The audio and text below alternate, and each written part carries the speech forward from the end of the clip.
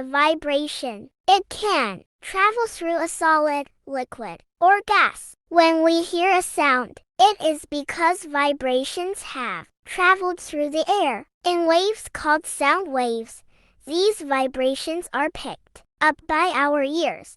Sound. When we make a sound, it makes the air vibrate. Sound waves. As sound travels, it vibrates the air by squashing and unsquashing it. This moving air is called a sound wave.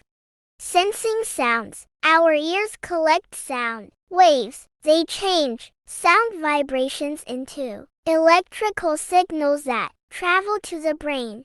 Then the brain tells us what the sound is. How humans hear. Sound waves travel into your ear. They vibrate a part of the ear called the eardrum. It passes vibrations through tiny bones and then through a liquid.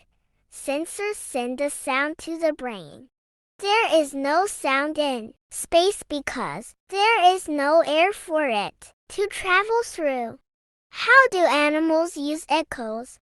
Underwater, dolphins send clicking sounds through the water. The sounds bounce off things and help the dolphins find potential food.